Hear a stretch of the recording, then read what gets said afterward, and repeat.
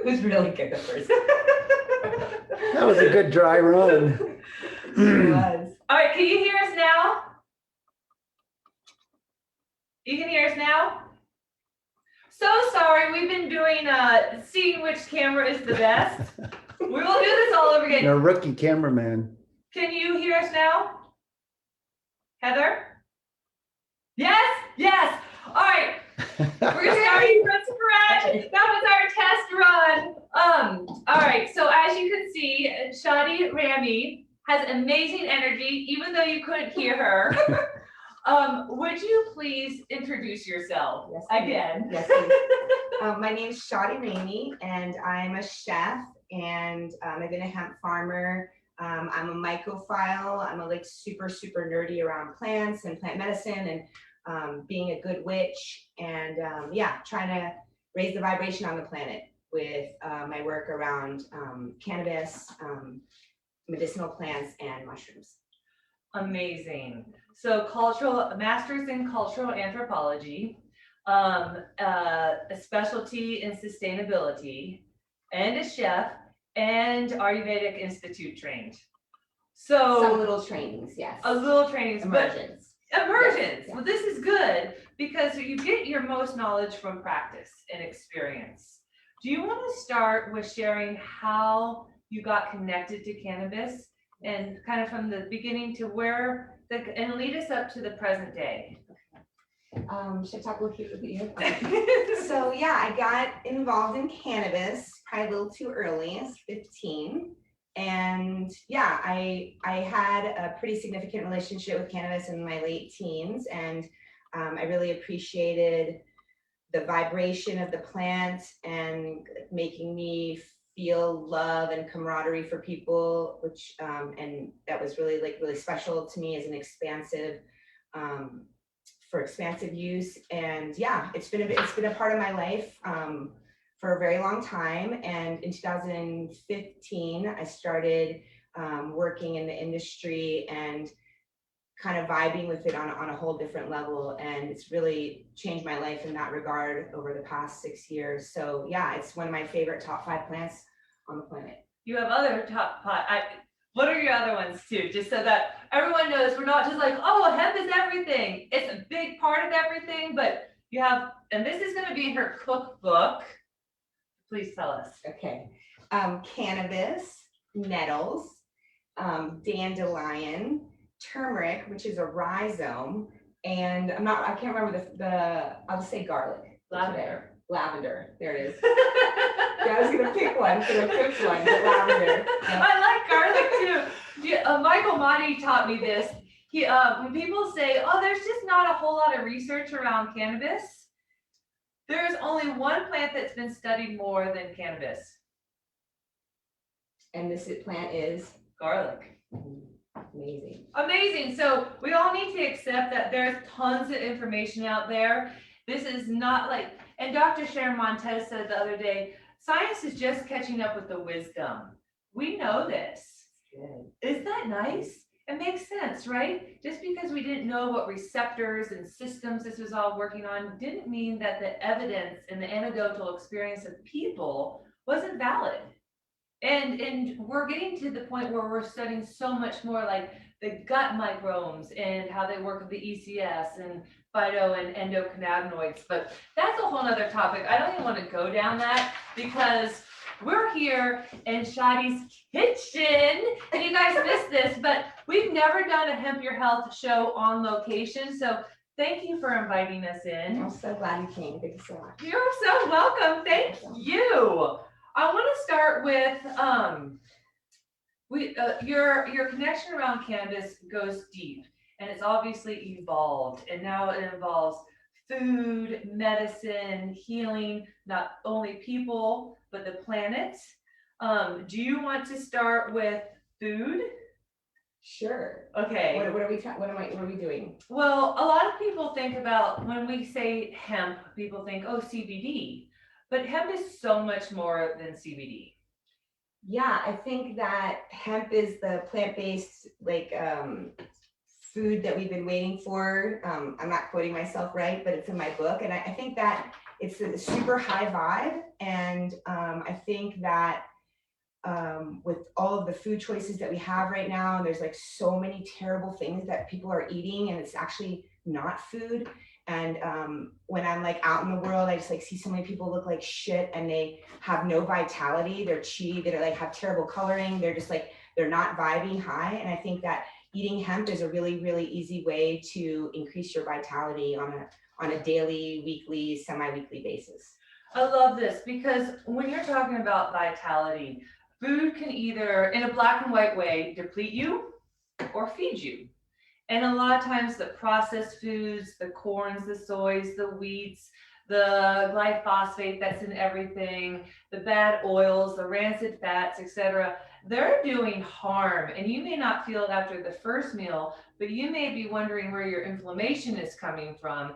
And those foods are depleting you. So if you feel tired or your skin is itchy or you have migraines or digestive issues, sleep issues, a lot of your symptoms and conditions are coming from food. How does hemp feed us? Hemp feeds us by, well, hemp feeds different parts of us, which lots of foods do not. So hemp feeds our brain. I'm really into like a brain diet, eating brain food. So hemp is excellent for your brain. Hemp has all the amino acids. Hemp is 3 tablespoons has 11 grams of protein. So it's super, it feeds us in that way. It's excellent for our hair, our skin, our nails. So yeah, I think that it's honestly one of the best things that we can eat, and it's super easy to incorporate into your diet. So how do you eat it? We've got, what do you have here? Let's dig into your ingredients. Okay. And everyone, I'm looking at my phone because this is where the Facebook Live is. So if you have questions, I'm looking for them. Shoot them our way. So what do you have? Okay, so I have a couple of the hemp. In the cookbook, there's hemp 5 ways, but we have 4 of them here today because I didn't have any fresh plants, right? That's good. So the juice, there's like a couple of really great juice recipes in there. So we don't have that, but I do have the dried leaves, which is like in a tea recipe. Also there's a kombucha recipe, and you would use this dried hemp flour. And then, yeah. In the kombucha? In the kombucha, yeah. Already like store-bought kombucha? You make there's a pomegranate hemp kombucha recipe in the cookbook. Oh my gosh, I have not gotten to that. So you would use like black tea, and you would also use this. Wow. This is hemp seed oil. I'm really picky about the hemp seed oil. So we talk a little bit about ingredients there, but I think generally, like, I love this. I got this when I was in British Columbia, and I love that it's a black jar so that there's no light getting in it, because hemp seed oil is super prone to go rancid. I mean, like, it's really special and we want to take care of it. We don't ever want to buy it in a plastic. If we don't want our food marinating in plastic. This is like some kind of a sick myth, and like it's like one of those things where we're just like trusting that that's safe as not safe for us. So I love this. I love this very much because of the glass. I also keep it refrigerated. I never heat it. And then this is some full spectrum extract from this company that I really like. It's female owned and operated, and I like that as 1,000 milligrams. I think that a lot of people are consuming hemp products and they don't really know what they are, and they're again kind of there's this like trust that because something's for sale or we can purchase something that it's safe for us, and that's actually not the case. So absolutely. So I love this because it has 1,000, and I feel like as far as like an efficacy standpoint, this is what I hit every day multiple times, is from 1,000 milligram sublingual. And it's full spectrum. Mm-hmm. Nice. Mm-hmm. Talk about heat. Heat. Why not heat it? Why not heat it? Well, it creates free radicals. So free radicals cause cancer and cause like totally like fuck up our immune system, and they're terrible for us. And so we don't want to, we never want to heat hemp seed oil. Olive oil is also another oil that people have been like used to cooking with, and that's super dangerous. It also creates free radicals. So this is like a cold pressed oil, something that you would have like fresh, something that you would like finish with. It's like if people start to think about real good hemp seed oil, like almost like we view truffle oil and other oils, I think that's where it's at. I love that. And the good news is, if you are eating out of plastic, that a high, like a full spectrum, like the good CBD oil, is a very potent antioxidant. It's more potent than vitamin C or vitamin E. You still need those, but you can undo some of that free radical damage. But the best way to undo damage is just not to eat from plastic. So don't feel like you're, oh my God, just, we were talking about this earlier, heal faster than you injure. Zach Bush. It can be little baby steps like eliminating some plastic, buying stuff in glass for 50 cents more versus plastic. These things go a long way because inflammation attacks us at every single level. And I love that you're talking about brain food too, because neurodegenerative diseases have gone up 300%. Wow. That's pretty toxic. It's terrible. It's terrible. I sometimes feel like I'm losing my mind. And I know it's because I've done a lot with sugar, mostly tons of damage to it, just that massive inflammation. Don't think that you have to wait to get a disease to start preventing it. Prevent now. That is the best way. Totally. And I did want to, if I could just riff off that for a minute. Yeah. I feel like one of the things that we through this whole last year with COVID, one of the things that really hasn't been discussed enough, in my humble opinion, is what we can do to increase our vitality and be strong, because we're exposed to viruses all the time. And so we want to have a biosphere where when these things come into contact with these things, that we're knocking them out with our strong immune system. And I think that the number one way that we can do that on a daily, and we are, when COVID started, someone said that we're responsible for our own immune system. And I was like, that's so deep, it's so simple, but it is really profound. And it's how can we increase our vitality so that we can live our best lives right now, so that we can feel healthy, so that we can fight bacteria and viruses that we're exposed to constantly. And that the way that we do that is by eating really good food that has vitality and is full of chi.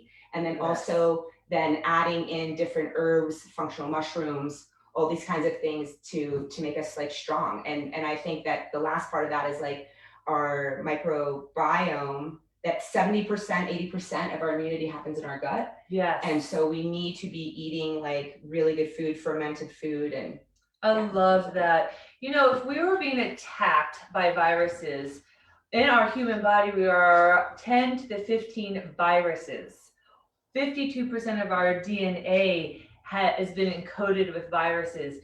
So it's really the vulnerabilities that we're more, susceptible to. And so to be less vulnerable, build your immune system. Like you were saying, I really want to try that kombucha recipe, because then you get the hemp, then you get the good microbiome, food, etc. Were you about to talk to Seeds? Because this is going to be the problem. We're going to have to stop. It'll be so easy to just go on all these little tangents with you. Yes. What about the seeds? The seeds. So hemp hearts, we use these a lot through the cookbook. And these are from Vitamin Cottage, which is a local store in Boulder. In this area, it's a local chain that's family owned and operated. So I'm still on the lookout for my favorite hemp hearts. I still haven't found them. I'm still super picky. I don't like these this. I love this company, but I'm not I like these because it's craft, but I don't like those metal pouches that seeds come in, or hemp hearts come in. I would question those. So I'm still always looking for the best hemp hearts that are organic. So hemp hearts come from hemp seeds? Yeah, when you crack open a hemp seed, which is like a cannabis seed that's beautiful and brown like a zebra dotting, then inside of this is the hemp hearts, which are super nutty and delicious. Cool. So there's some comments on here. Cheating is okay. I think one of the more stressful things, some of the most stressful people I've ever met are the ones that are trying to eat perfectly. We are not talking about eating perfectly, but when your body has adapted and it has that chi and that vitality that you're talking about, if you eat bad 20% of the time, if you cheat on something, it's not going to take you down. You're going to be able to have that resilience and that adaptability. So don't think we're talking about perfection, because that's stressful. Definitely not. We want it to be more healthy than not, but we're not talking about perfection. We are talking about let's get healthy so that we can cheat and give ourselves treats without feeling like you have to take a nap for a few days. You don't For have that food hangover. For sure. And I think that like for me, like I wrote the book because I wanted to get the information like out of my brain and my heart and like have it out in the world. But I'm a super flawed person. I'm constantly working on myself. I just think that we could all do well by incorporating hemp into our diets, period. And there's no judgment. No, we don't. No, there's no judgment. I don't even want to go down what I've done to myself with food before, which is why I know it's so healthy, because it's made me very sick. And I've also noticed that it makes me very healthy. So it's really about choices. Totally. So this is amazing. We give our dogs some raw hemp too. So you can also, people, animals, plants, planet. What do you have here? Here we have these little blueberry blue corn hemp muffins. There's a hemp cornbread muffin recipe, and I just used blue corn today because I had some, and then some blueberries so we could have like a high anthocyanin day and eat the purples. Oh, That's what's up right there. Oh my gosh. I hope you can see these. These look amazing. Are these in your cookbook? There's just the regular version, but you could switch it up by adding the blue corn instead of the regular yellow cornmeal. And then also you can put blueberries or any other thing on there. How do you feel about hemp protein powder? I feel that hemp protein powder has a place. I'm gonna plug my homie right now, Will Carr. So yeah, I feel like hemp protein has a place. This is in the cookbook in 2 different recipes. Okay. I really like this one, and I'm like super annoying. That is something I am, like annoying and uptight and have lots of questions. So I was like, what is this ingredient? What's that ingredient? And I wanted to know lots of things about it. And yeah, out of all the hemp proteins out there, I chose Sunrise Supplements because I trusted this the most. And then also from a different perspective or paradigm is on hemp protein is like just if want to eat real whole food diet, that stuff's like super processed. Okay. Everything's super processed that's in a powder form for the most part. Can you get as much protein from just the seeds and the hearts as you can from the protein? Okay. I've been experimenting with that a little bit because I've been trying to do vegetarian or vegan some days, cut out the meat. And my go-to for protein on those days is it correct to say hemp seeds or hemp hearts? These are hemp hearts. Okay. Yeah, a seed would still have the brown part. And if it was a good seed that hadn't been like radiated, it would be, or sterilized, then it would actually sprout. Oh my God. So ideally, like when we sprouting, like broccoli seeds are really good to sprout, lots of different seeds, sunflower seeds. Ideally, it'd be great to just have enough hemp seeds, where you could just do like hemp microgreens. Like kind of have them on the counter right here. They're super easy to grow. And then just eat those every day. That would be really amazing because it has like all the like prana and life forces in there like bust out, and it's all like, super delicious. So broccoli seeds, microgreens, anything that sprouted is high vitality, high chi, high energy. All right, I need to be doing more of those. Now, we've been talking about food that we put in our body. You also specialize in food that we put on our body. Let's start talking about what goes wrong when we put what are an example of some bad products that we put on our skin? Can I say the name? Yes. Hemp's. Oh gosh, I've used that. HEMPZ. It's terrible. You should turn it around and read the ingredients. It has so many ingredients. That's like a terrible product. Why? Yeah. Because it has, if you can't read there's so many ingredients in there, and they have like some adrenal disruptors in their ingredients. So I would look at the ingredients, and I think that again, like I think one of the things that I'm really passionate about is like when we go into the store, there's like this agreement that like everything's safe and like that this is fine. It's at the store, it must be, and that's actually not true. And so we need to train ourselves, we need to empower ourselves to like really effectively read labels. Yes. And for our food and certainly our skincare, because it is our largest organ. Yes, it is. And so when we're putting something into our body, it really should be good enough to eat. Okay. And so in 2014, I was got involved in a ballot initiative that we wanted to bring to Colorado, which was to label GMOs. Yes. We just wanted to label it. And if some people love GMOs, then we're like, you can eat more because it'll just say it has GMOs and you can be happy. But we just wanted to know that there's GMOs in the products. And unfortunately, the measure failed. But around then, I was like, I had already thought about skincare some because of my babies before, but then it really hit my radar, and I was like, oh my God, it's like so bad for us. Adrenal cycle, menstrual cycle disruptors are in there. Endocrine, adrenal, and menstrual cycle disruptors are in a lot of the body care products that we use. It's super, super dangerous for us. So people are having a lot of thyroid diseases on the rise. There's lots of diseases that are preventable that could be coming from an onslaught of different places, to include our skincare. Oh my gosh. So when you say that skin is the biggest organ, is that because it detoxifies and absorbs?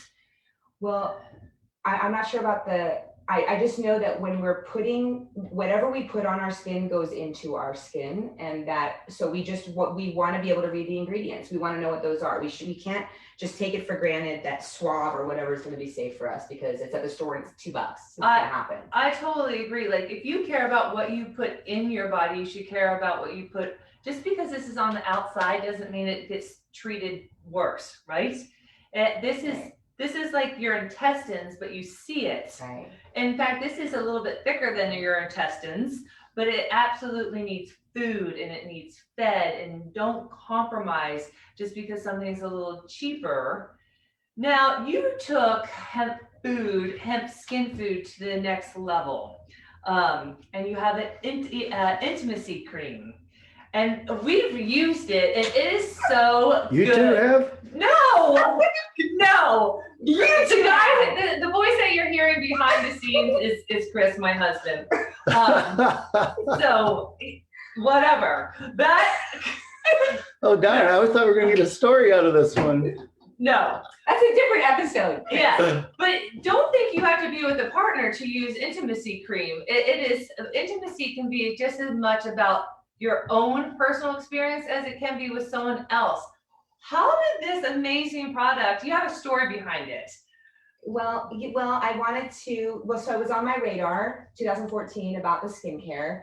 And then I was like, okay, I was like going on a trip with some girlfriends, and I was like, I'm going to make a body cream that is good enough to eat and is vegan. That was like my goal. Nice. So I did. And so I made that. Yeah. And then at some point, somebody figured out it was sex cream, and we're like, holy shit, it's amazing. And yeah, because it's like a whipped cream because it's just fat. So it is actually, you could eat it. And you like poop like a goose, but you could eat it because it's good enough to eat, right? Yes. But then it's like, yeah, it has this like super creamy, you glide your finger through it, you know that. Yes. And then when you put it on your body, then it melts at your temperature. And then, it's like, just makes it like it just enhances and makes life better. It's really silky and it feels really good. And that is, wherever you are intimate, you really want, that is going right into your bloodstream. You do not want to compromise when you're putting food on your skin or in your body, wherever you put that in, because it takes a while for conditions and diseases and symptoms to manifest, but they do when you constantly use toxins like the endocrine disruptors that you were talking about. Endocrine, adrenal, and menstrual cycle disruptors are all in a traditional lubricant, which KY jelly is like the dominant, and KY jelly fools people back again to that, like reading the labels and understanding, not just trusting these companies who don't give a shit about you and like actually want to make you sick because then they have their cure and all this sick diabolical thing. But yeah, it'll say 7 ingredients, but those 7 ingredients are toxic to humans. And so, yeah, there's like studies that show that there was a study out of Berkeley, UC Berkeley, that showed that gay men were more prone to contract the HIV virus by using KY jelly. So it's like really serious, and it does go right into your bloodstream through the different orifices. Yeah. So yeah, I would caution everyone to, that would be my one real big takeaway for everyone is like, what are you putting inside of your body? And to just get a little bit more info and make sure that's what you want to be doing. So coconut oil, is that a good? Coconut oil is good. Yeah, so when I first had my kid, people were like, "Oh, I use coconut oil." I'm like, "Cool, that's sweet," you know. It's Enjoy. not- It's different. It's not as, it's a better choice than KY. Yes, Or absolutely. something with petroleum in it. Yes, absolutely. I've definitely used coconut oil. I've used our nourishing cocoa. I've put CBD, a full spectrum, on tampons so that women are, you know, if you're having a lot of cramps, the uterus and that whole reproductive area is loaded with receptors for cannabinoids, endogenous and otherwise. It's really important that we're getting a good delivery system that's clean, that's effective, that hasn't been compromised, and that we're enjoying all parts from our root to our crown chakra. Health is on every level. It's spiritual, it's emotional, it's physical, it's mental, and food can feed all of that. Let's talk about, sorry, I just get off on my little. It's so good. I love it. I love it. I have some really amazing recipes I'd love to share with our audience in here. And then would you elaborate? Yes. While I'm pulling these out, I want to talk quickly about sustainability. A lot of people think that, oh, just because you're growing hemp or you've heard the word sustainability, they know what it is. Can you explain, you're an expert on sustainability. Can you explain a little bit about what it is and what it isn't? Yes, please. And thank you. I'm not an expert on it. I'm just like a big dork. Oh, you are I'm not. so big nerd. I'm a student. So yeah, I think that that's like one of the things that makes me most upset in the cannabis industry has been people like both misusing and abusing the term sustainable as like a buzzword, as a marketing scam, things of this nature. I mean, for something to truly be sustainable, there's three pieces. It's social, economic, and environmental equity, meaning that everything is like, it's beyond fair. So to use my example from Nepal, when I went there to study ecotourism, is it sustainable? When you look at the ecological piece, it was like, absolutely not. Mount Everest had so much trash, like millions of tons of trash from people who had brought their Western plastic items up to the mountain, and it's left there. People smoke cigarettes, there's cigarette butts there, plastic bottles there. So ecologically speaking, it's not sustainable. There is no equity. It's actually polluting and destroying the earth, number one. Number two, second would be social. So for example, I was looking at Sherpas, which generally, Sherpas are an ethnic group in Nepal. They are kind of from the high Tibetan Himalayan plateau. And so they have been running people up the mountain since like Sir Edmund Hillary, and taking all their stuff and carrying their things and like supporting them. And what I found out was lots of Western people were showing up with like their bougie ass gear, their Patagonia stuff, and that the Sherpas were wearing keds on the mountain. And actually, when I was there was a big art exhibit because all these Sherpas were dying on the mountain, taking people up, or people were doing really stupid, risky things, making bad decisions. And then the Sherpa would try to come in and they would like were losing their lives. So it's like the ultimate unsustainable is like when you die from an economic venture. And then the third piece would be, so we went through ecological, social, third piece is economic.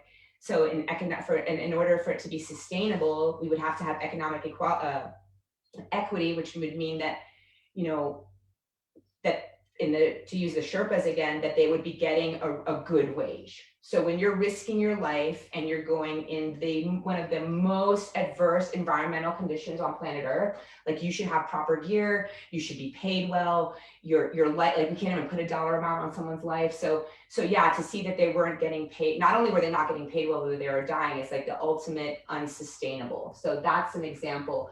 And I think that, you know, right now, for me, like I had one of the first companies in cannabis that was doing B Corp, because I think it's really important to be mission driven. Yeah. And to apply the aspects of conscious capitalism to how we operate. And that's what real sustainability looks like. This is so good. So, you know, I think one of the things that COVID is also teaching us is that we don't have to take things at face value.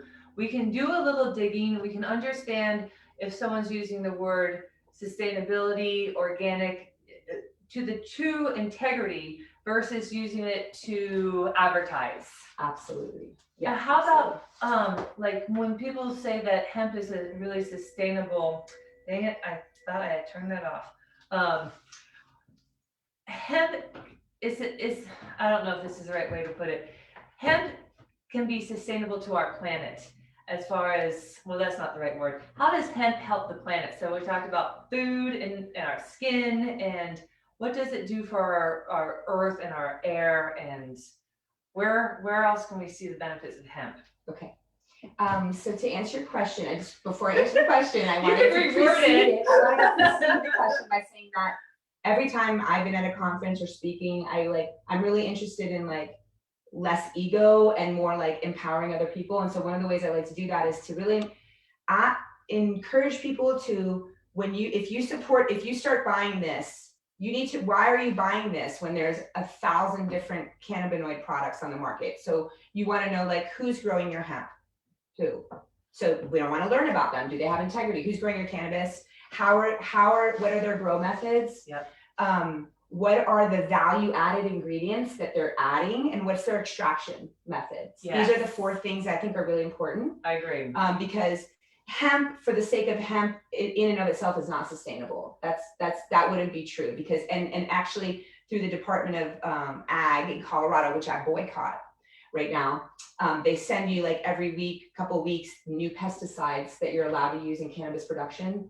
So again, I mean, back to integrity, like it's only as the good as the people that are making the products for us. So I would encourage everyone for that. And then as far as how hemp can help the planet environmentally, immediately would be carbon sequestration. You know, I mean, the amounts of carbon that are sequestered by growing cannabis are, you know, some inflated, but we're not exactly sure. Some people say half a pound, some people say a lot less than that, but still it is sequestering carbon, which is amazing. Also remediating soil, adding nitrogen. And yeah, but the other thing I would think about is for Chernobyl, they planted a bunch there to basically suck out a lot of the radiation, which is another reason that people really need to think about the hemp that they're consuming. Yeah. Because there's a lot of trust out there. If you're walking into a gas station somewhere and buying cannabis, that's a real fucking bad idea. You're fired. You want to try that again, and you want to do a little bit more research so that you're actually getting something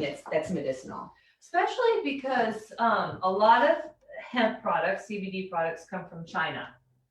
And a way that they can actually get away with not saying China is they send the Chinese hemp to Europe, and then they call it European hemp. So transparency, which we talk a lot about at CBD System, is so important. Know your farmers, know the extraction process, ask for a COA, and really get to know. Don't be afraid to ask questions, because when someone's doing it right, they want to share it with you. Totally. They're proud of it. They don't have anything to hide. All right, so I'm seeing if there's any questions. Whoa. Oh, hi, Mom. There's a heart there. All right, I love cooking, and you know, I should probably do more of it. And this cookbook really inspired me. Hemp avocado sauce. Okay. Hemp netto pesto. What are the benefits of nettle? Nettles are my favorite. Nettle is one of the top plants for anti-inflammatory properties.